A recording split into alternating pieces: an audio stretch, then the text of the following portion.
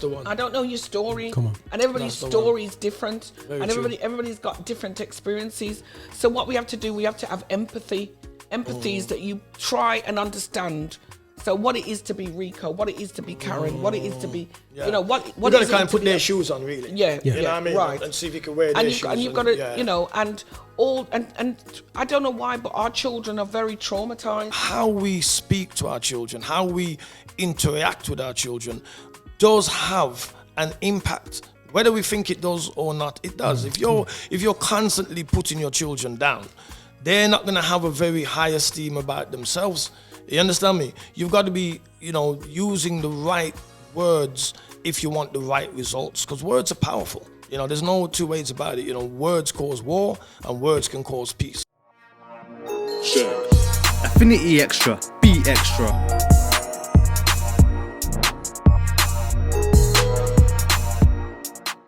The views and opinions expressed in this podcast are personal and do not necessarily represent the views of Affinity Xtra. Yeah, people, this is your boy here, Roger Moore on Affinity Xtra, celebrating gospel music of black origin. And as you know, we just got this pure heat, pure fire, as I would say, podcast kicking off right now, and it's called Love in Action. And you know, he's gonna be the core person to host. This is gonna be my bro Rico, and we got a special guest which he's gonna introduce and bring through today. But we just want to talk about being I don't know if it's do I have to call myself an elder in the community now, but it's just being about, you know, being in the community and really having a part to express positivity in our community. Also a time of helping us to critically think our way out, critically think ourselves together, you know, as a community. And that's what we're trying to do. And also, wherever you are, this is about love.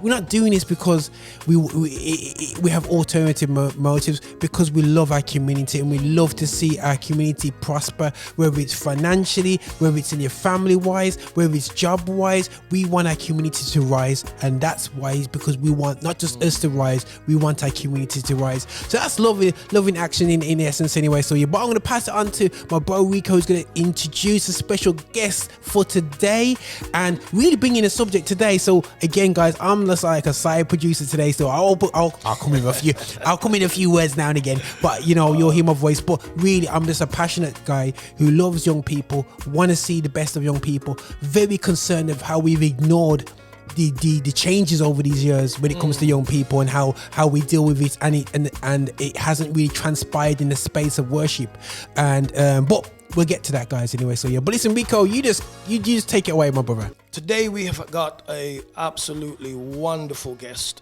You know, somebody that I've known, you know, I mean, throughout my childhood growing up. You know, she's Handsworth, born and bred, and you know, she's worked hard and come through to be someone that now is helping so many people in her community with the decisions that she has to make. Wow. You know what I mean? So without any further ado, I'm just going to introduce Pastor, and that's what I'm going to call it, Pastor Karen Fyffe.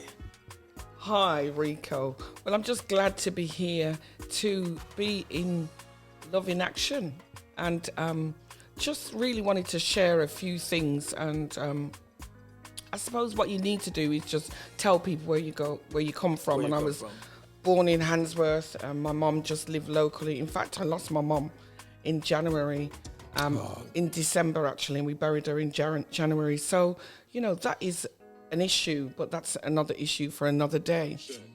So I was brought up in Handsworth, you know, went to all, you know, Heatfield Road, Newtown, Rialto, did the whole thing, and, you know, was on the road and had a baby as a teenager, but came through that because my parents were consistent, had consistent boundaries, kept to what they believed, and held me on the straight and narrow. Can I just stop you there, though? You said you had a baby as a teenager. What was the atmosphere of having a, you know, what was the general consent of a young lady having a baby at that age within the community? Was it something that was welcomed? I think it was still frowned upon, really. But you know, because I know some people probably gave their babies away. Some people had abortions. But my mom, we kept our baby, or my baby at the time, and went through it, and there were still very clear rules about what I was doing and where I had to go, and I finished and eventually went into the church. Actually, I think it was a traumatic time for me. Okay. So I found God. Everybody has that journey to go through, and sometimes when you've done everything and you've tried everything and been everywhere, did the weed, did the drinks, did everything, you have to kind of start and think and reflect, why am I here? What is my purpose? What is my destiny? Golden is question. This what I'm going to happen? And, I stopped, other people went on, and I would believe that, God has really blessed me. So I joined the church, and there's probably loads of people out there will say, well, they've had church hurt. I had church hurt. But sometimes you have to get over it. And the Bible says, man that is born of woman is full of trouble. So whether you're in the church or whether you're out of the church, you will have trouble. But there's one thing that's different. It's having the Almighty God. It's having a God that is going to protect you, that's going to look after you. I'm glad you touched on that, because there seems to be kind of like a notion that, when you come to the, when you become a Christian, when you start to worship the Lord and, you attend church and you learn about the word and that all your troubles suddenly just disappear. No, it's contrary, because now you're in warfare. Now you're in warfare. Satan is happy.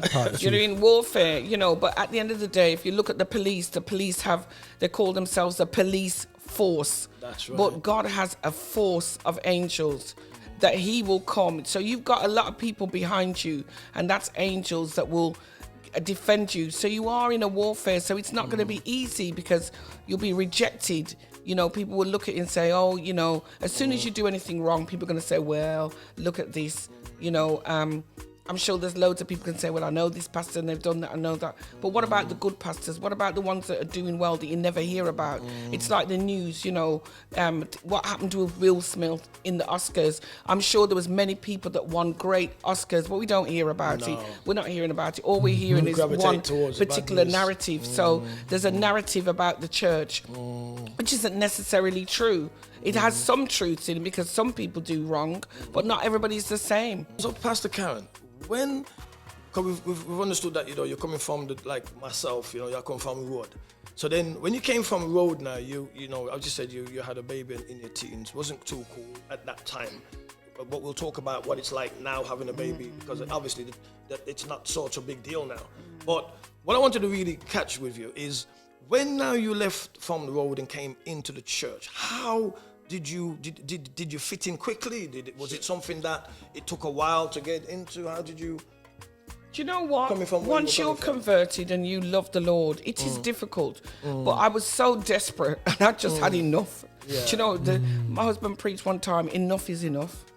You know what I mean? And I had one friend that committed suicide over a man, and I thought, you know what? This is it. Certain things, life lessons, I don't want to learn. I can watch you and learn from you. I don't want to be in that. So I thought, at the age of 21, I thought, I'm over it, man. I've got to try something else. This ain't working. I'm a sinner, saved by grace. Do you know what I mean? If it wasn't for the Lord, I'd be the same. And do I make mistakes? I'm trying to tell people, pastors make mistakes, man. If you're crazy if you think people are in the church and they're perfect. That's madness. The man in the club ain't perfect, so the man in the church ain't going to be perfect. We're trying to go on to perfection. We're trying to move towards perfection. By grace, I'm saved. Grace is the unmerited favor of God. Grace means you don't deserve it. So I've done you something, and for you to express grace to me, you've got to say, you know what, you're wrong, Karen. However, I'm going to forgive you. Glory be to God, because that's what Jesus does. We can't be in the ministries, and the underpinning of our ministries is forgiveness, yet still we can't forgive each other. Rico, come on now. How does that work? Come on now. No one can forgive nobody. Come on now. And as you touched that, one of the major problems in, like, when I'm on the road, working with the youths and that, one of the major things that cause most of the conflicts is unforgiveness. You know that? Because you have to understand, if a man go lick off a man's head, you understand? His people now, they're enraged now with bitterness and anger, and all they can see is why, but it's a tit for tat thing. So that is how it's been escalating for so long because nobody's really been able to say, boy, Reggie, what he done was wrong, you know. But you know what? I'm gonna allow it. It's a hard thing because a part of that is pride. Yeah. If I make him get away with that, Reggie, everybody else is gonna feel say, yo, you can come take liberty with me or my family or whatever. So you get that kind of scenario now where nobody now take back nothing. You get me? Everyone's on a thing now where so right now, you say if a man deal with me, so I'm dealing with him just as bad, if not worse. So grace, what we're talking about, is something that is so important in the time that we're living in. And what I'd ask you, Pastor, how do we administer grace to a world that seems to be turning its nose up at grace and really dealing with tit for tat, you know, eye for an eye? It's a difficult thing because actually you're trying to get someone to understand something. The Bible says that natural man cannot understand the things of God because they're spiritually discerned. So the natural man will think natural. Sometimes I'm surprised that when we're in the church and we see unsaved do things, or people who don't know Christ or don't know about grace act the way they do. We act surprised. Why are we surprised? They're doing things that they only need to do. It's about learned behavior. So you have to start from a very early age. That actually, we do have pride and we do have, like, if someone's done us something, it's our natural reaction is to, react to that person. However, what we've got to do is now start to think not with our emotions, but with our intellect, because actually everything has a reaction. Every movement has a reaction. Do you understand? So when you react now, that's going to bring another set of people into a situation that's going to escalate, and someone can end up dead. Do you understand? Is it worth losing your life? One of the things I've noticed about, especially in the last 2 years and beyond, and I'm social work trained, is trauma. Some of this anger isn't about that you've called my mother a name. It's about, all right, let me go into Will Smith. Will Smith weren't slapping Chris Rock. He's slapping Jada. Yeah. And he's slapping the media and he's slapping everybody else. Yeah. Whatever trauma he's going through, he was a golden boy. But now, everything's switched on him. Yeah. Do you understand? He didn't expect it. And sometimes you're under pressure, you're traumatized, something happens, and that's a trigger. That was just a trigger. That's right. That wasn't really Chris Rock. No. We've kind of got an understanding of your narrative of how you see and how you perceive life, and from your journey, from where you came from to where you are. So I want to know now, within the work that you do now, as a social worker, for me now, when I'm on the road and that, I see a lot of things that, 10, 20 years ago, you wouldn't see those things. It's as simple as that. You just wouldn't see them. They wasn't there. You know what I mean? The moral compass of society was different. The respect level within society was different. The love level of society was different. What we see now mostly is like a lot of frustration, a lot of anger, and a lot of pride. A lot of people now are very concerned about how they're viewed. You understand me? So if I am out in a situation, for instance, I would probably on my own allow that situation because I can. Because I'm with my peeps them now, I can't allow this to happen now because my peeps are with me now. I'm going to look silly, I'm going to look small. So for that reason now, I react to that. And that reaction now puts me in jail. You understand me? Or i.e. the grave.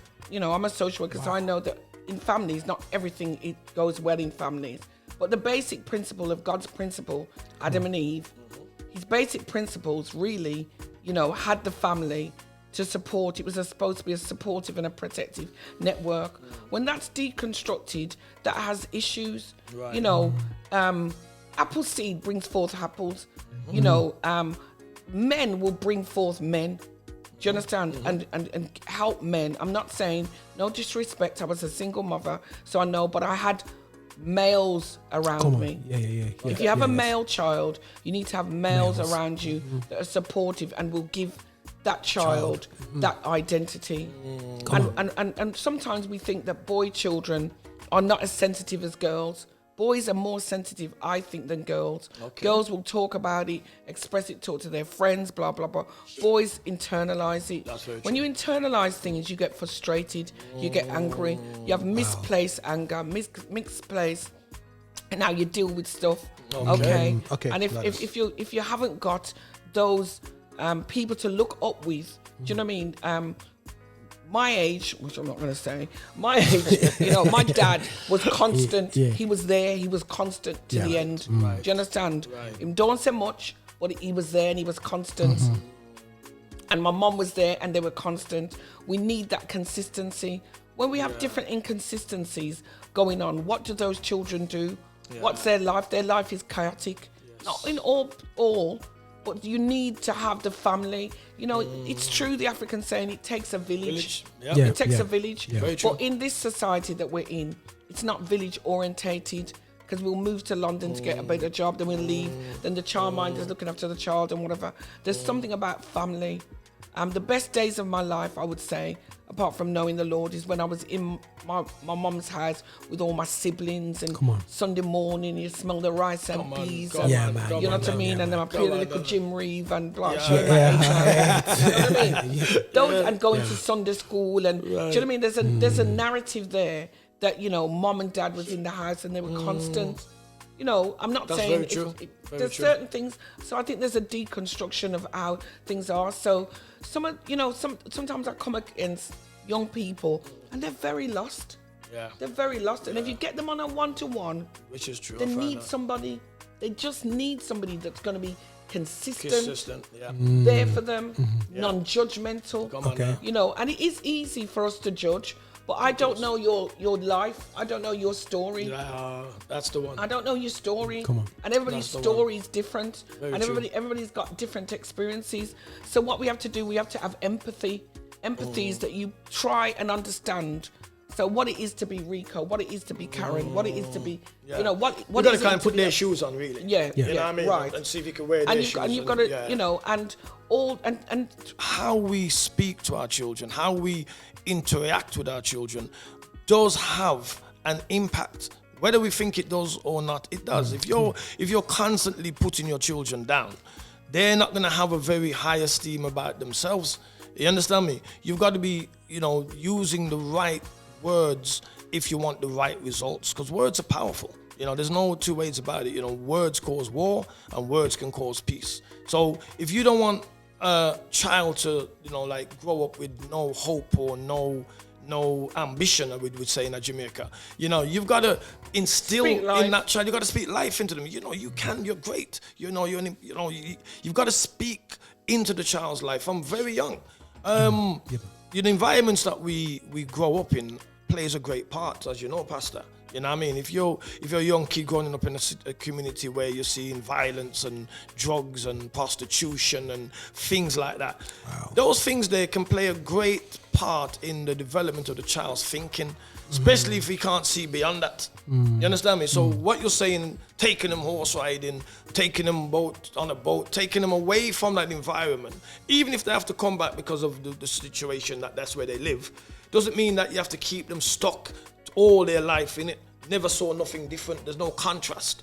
You've got to have contrast in your life. You've got to be able to see, the difference between good and bad before you can make a balanced judgment. We all learned about hot and cold very quickly. When we touched something hot, we realized that it burned me.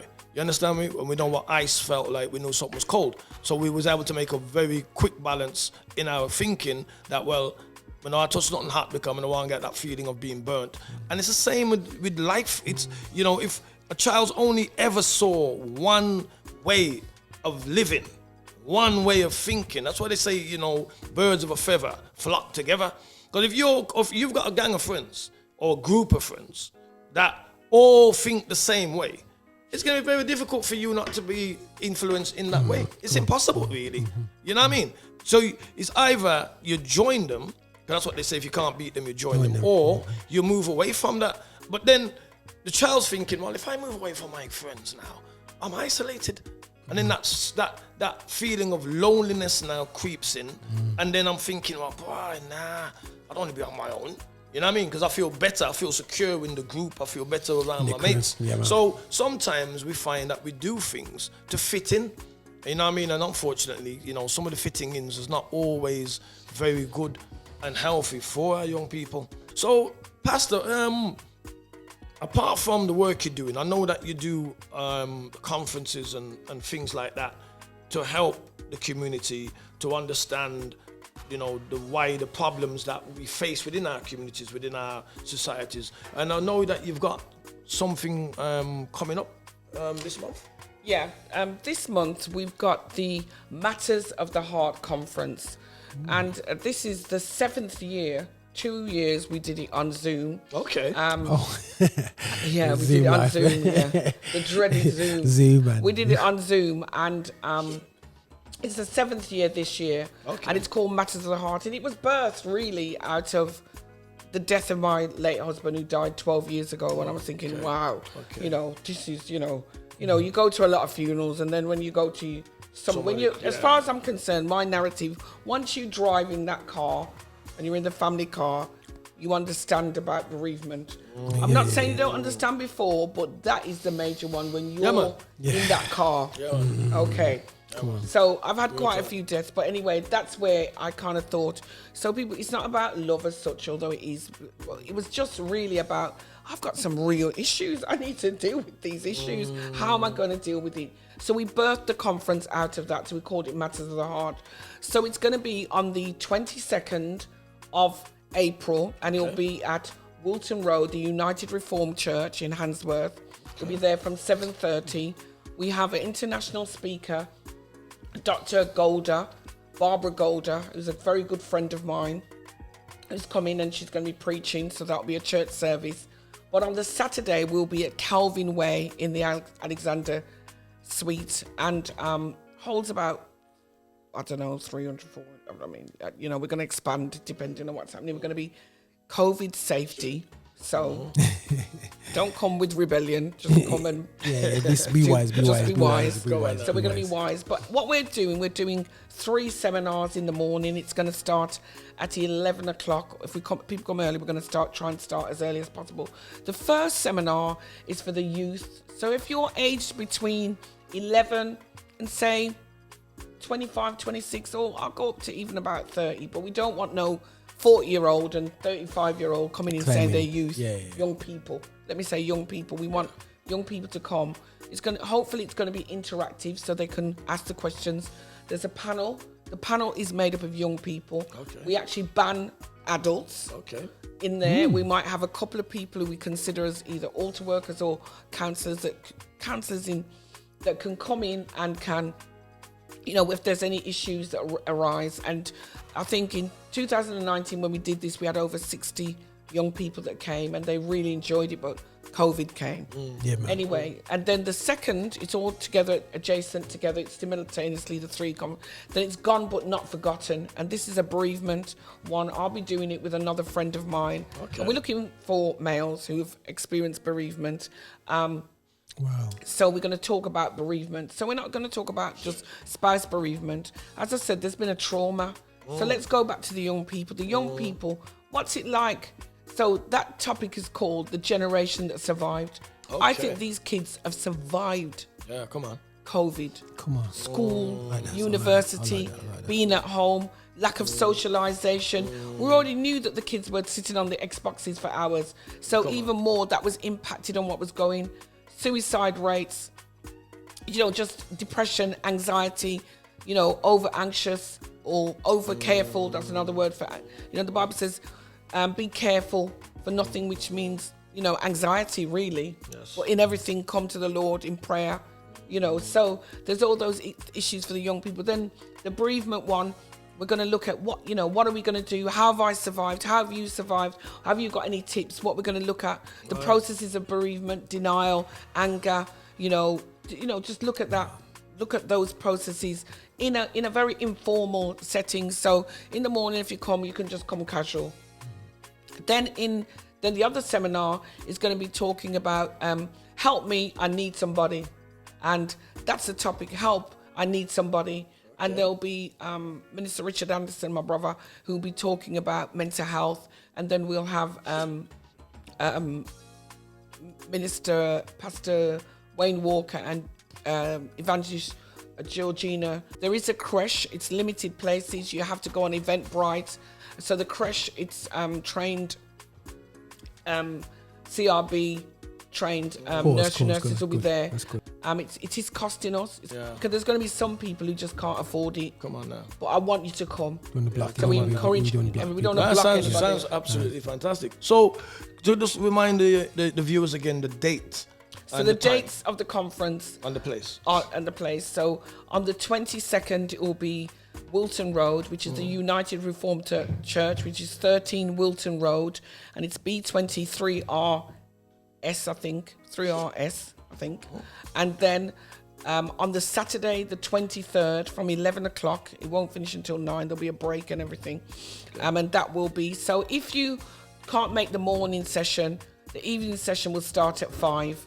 And that will be at Kelvin Way, West Bromwich. So that's Kelvin Way, West Bromwich. That's Bethel Convention Centre. You can look it up for those who don't know it. And it'll be there. I want to thank you for doing events like this because we hear, it's a highlight, people are passionate about people's heart in the community and opening up for people to come and deal with the matters of the heart. And I like, when I heard the matters of the heart, I'm thinking, what angle you could have hit this from? And hearing the titles that you're hitting, Pastor, in this day. And I was just like, gone are the days of just somebody telling you how to do things. It's being in the forum where you can to and fro and kind of develop the process. And bereavement, it's a dynamic. This whole COVID is like it is a massive, because what you have to realize, I always say to people, it takes 30 days to make a habit. We've had 2 years to bury us under. How I communicate, Rico, you had the same thing when you work with young people. How we communicate, how we get groups together, young people. They've gone totally left. My children who were at the stages of going into college, or missed out on the college years of your development, which is crucial going into adulthood. It makes you alert, it makes you sharpen, because then you start to you come out the protective care of your parents into I'm close but not too far away. But now they've just been fantastic to uni without that the actual development. Something that a lot of some of the ministers said is that because the way we bereave as black people, we've been denied that for 2 years. You know what I'm saying? So how do we recover after of that? Because sometimes we haven't even had a chance. We've been told we can't go back to family and have a wake. We've been told, this is how to do this. Oh, only 30 people. I buried my nan. You know what I mean? Only 30 people allowed in the place, so we couldn't be there with our children at my nan's funeral. You know what I'm saying? So always there.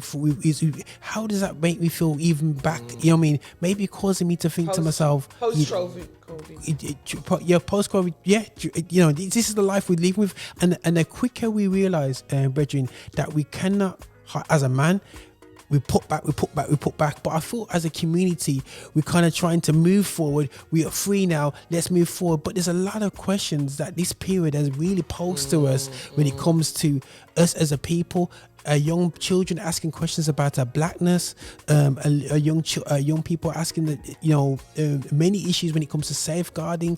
A lot of things have come to light about the church, because it seems like whether you're in church or not, everyone found time to catch everyone. So if he was up to no good, it seems like the past 2 years has been the 2 years of truth coming out. You know what I mean? And because people got just sitting down there and waiting for it, so a lot of things are challenging. Young people are not willing to go back to church because it says, "Oh, I stopped going for a couple of weeks. What was the point of it?" And it's challenged a lot of us as ministers, a lot of people in the Christendom way forward. And I think the matters of heart, guys, it sounds like a space where we can be encouraged to be real, to be real. And to be honest with this thing, because it affects our heart. You know what I mean? The trauma that we've been through, and we cannot belittle it. And Pastor, I appreciate you actually not trying to run away from the trauma that we faced over the past 2 years. And some people are trying to as soon as they get through this hardship, is running. Let's get up. Let's run away. We cannot run away from it because it will just trip us over. True. It will just come back. I think one of the things I'd say is that, you know, okay, take for bereavement. My brother died in 2019, then my mother died. But when my mother died, we were able to have a funeral. Okay. You know, Okay, cool. Because Yeah. it was post-COVID, Yeah. although it's still in COVID. Yeah. But I think one of the things that we need to address is, okay, then like with your grandmother, like, you know, to me, I said that before COVID, funerals were like the 21st century social gathering of the year. It wasn't a party, it wasn't a wedding, it wasn't a christening, it was a funeral. But what we can do is turn that around and say, okay, then with your grandmother, we have to be quite abrupt and say to everybody, look, we're going to have a get together in grandmother's memory. And then you do that, you have a photograph or put something up, and it's more lighter mood. It's more of a lighter mood because personally I'm not into memorials because it's like I'm burying them again without the coffin. But you know, everybody does what you can. But if you do something of a lighter mood, do you know what I mean? Then you can get family, because what it showed and what COVID showed was the importance of family. And I think whoever or wherever COVID came from, you know, the Bible says that everything works together for good that loves the Lord. So some people we needed to reconnect. We did need to reconnect with our children. Some people found that actually they were living in a nightmare. Do you know what I mean? And some people found that actually I needed to reconnect. Because actually you were like passing each other. Yes. Do you know what I mean? Mom's doing this, mom's that. But you had to kind of sit down and reconnect. The other thing that we needed to think about, I think, for young people was even like the dating scene. So the young people found different ways of dating, you know, over teams and whatever. But there was some social interaction that was missing. So I think there's other ways that we can look at things. But for me, it is about the actual, you know, when you hear someone else has died, and by the time you heard something else, somebody else has died. So have we really processed? Have we processed it? I don't think we have. So I think sometimes, and it may be that in the matter of the heart, people cry. It may not be, but funny enough, we'll have the tissues there to hug you, because probably you haven't really. Do you know what I mean? Because you didn't want your children to see, or it was too cold around the grave. You couldn't stay around the grave long. Somebody I know at work, they passed, and we just lined the streets, and they just went past with the coffin, and that was it. And I was dressed in black, and I was thinking, oh my God, this is not how we. This is not how we do it. Do you know what I mean? It's funny you should say that, Pastor, because I was helping a young sister, I think last week, with some catering, and I met a catering lady, and the lady I was helping, she brought a friend, but the catering lady, she's very open and, you know, bubbly, lovely lady, but I won't call her name. But she just came out of the blue talking about losing her mum. And in this conversation, she was just being real. She said, listen, she said, I would be in the club and I enjoy myself, and then all of a sudden, boom, she just breaks down and she had to be taken home. And she was just, and even when she was talking, you could still see the effect of losing her mum. You get me? And then this is the strange part. In the midst of her talking about that, the lady now that I was helping, who came with a friend, she started bawling because she had lost her sister when she was 17. And it's like she's never had the chance to kind of like bring a closure to it. I don't know the ins and outs of how she died, but it seemed by the way it affected her when I watched that it hadn't come to a closure. Thought process on that is that the Lord just said to me, don't charge. Because there's going to be some people who just can't afford it. Come on now. But I want you to come. So we encourage you. We don't block anybody. Sounds absolutely fantastic. So to just remind the viewers again, the date. So the dates of the conference. And the place. And the place. So on the 22nd, it will be Wilton Road, which is the United Reformed Church, which is 13 Wilton Road. On the Saturday, the 23rd, from 11 o'clock, it won't finish until 9. There'll be a break and everything. And that will be, so if you can't make the morning session, the evening session will start at 5. And that will be at Kelvin Way, West Bromwich. So that's Kelvin Way, West Bromwich. That's Bethel Convention Centre. You can look it up. Thank you for listening to this content. If you liked it, please don't forget to like, subscribe and make a comment down below. Or even more so, check out our website www.affinityextra.com for more information.